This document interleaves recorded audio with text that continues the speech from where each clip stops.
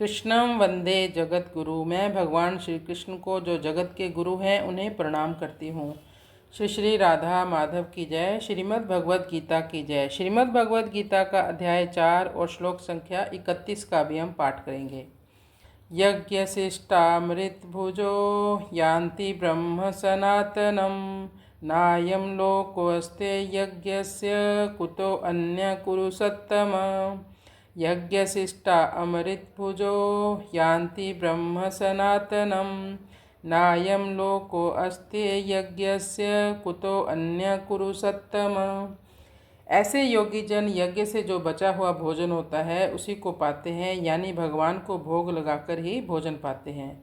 ऐसा भोजन अमृत के समान होता है। जो लोग भगवान को भोग लगाए बिना ही खा लेते हैं वह भोजन विष के समान है। तभी कहा है, तीसरे अध्याय का ये 13वां श्लोक है, यज्ञ शिष्टा अशिन्न संतो मुच्यन्ते सर्व किल विषयी भुंजते ते त्वघम पापा ये पचंती आत्म कारणात्। भगवान के भक्त सभी प्रकार के पापों से मुक्त हो जाते हैं, क्योंकि वो यज्ञ में अर्पित किए भोजन या प्रसाद को ही खाते हैं। अन्य लोग जो केवल अपनी इंद्रिय सुख के लिए भोजन बनाते हैं वे निश्चित रूप से पाप ही खाते हैं। इसलिए आहार शुद्ध हो, सत्व शुद्धि। ऐसे लोगों की क्या गति होती है? यान्ति ब्रह्म सनातनम। यान्ति होता है प्राप्त होना, इसका मतलब है सनातन ब्रह्म को प्राप्त हो जाते हैं ऐसे लोग।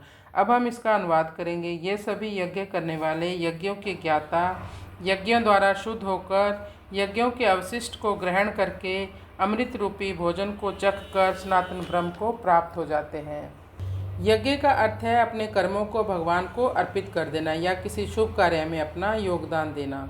यज्ञ केवल कर्मकांड नहीं है, बल्कि यह एक आध्यात्मिक प्रक्रिया है। जब हम अपने कर्मों को भगवान को अर्पित करते हैं तो हम अपने अहंकार और आसक्ति को भी त्याग देते हैं।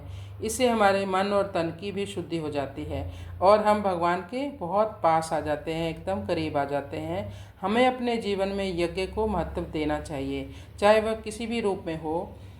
इससे हम न केवल अपने पापों से मुक्त हो सकते हैं, बल्कि शाश्वत सत्य को भी प्राप्त कर सकते हैं, यानी हम भगवत धाम को भी प्राप्त कर सकते हैं। नायम लोको अस्ते यज्ञस्य कुतो अन्य कुरु सत्तम। ना अयम जो नहीं करते, क्या नहीं करते, लोको यम इस मनुष्य लोक में, अयज्ञ से यानी जो यज्ञ संपन्न नहीं करते, यानी जो भगवान की प्रसन्नता के लिए कोई भी कर्म नहीं करते, कोई कार्य नहीं करते। यज्ञ का अर्थ है भगवान की प्रीति के लिए किया गया कार्य। सबसे बड़ा यज्ञ क्या है? हरि नाम संकीर्तन। इस कलयुग में जो सबसे श्रेष्ठ जन लोग होते हैं वो संकीर्तन यज्ञ ही करेंगे। मन से भगवान का जोर जोर से संकीर्तन यज्ञ कीजिए।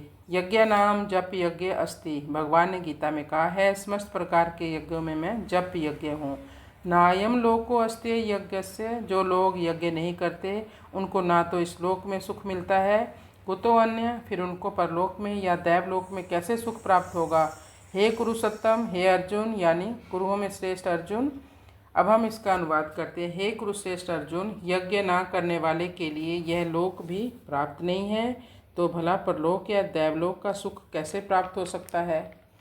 मनुष्य शरीर का उद्देश्य केवल इस भौतिक संसार में रहना नहीं है, बल्कि मनुष्य जीवन का उद्देश्य है भगवत धाम में जाना, भगवान श्री कृष्ण के पास जाना। कृष्णाय वासुदेवाय हरये परमात्मने प्रणत क्लेश नाशाय गोविंदाय नमो नमः। श्री श्री राधा माधव की जय। श्रीमद् भगवद गीता की जय।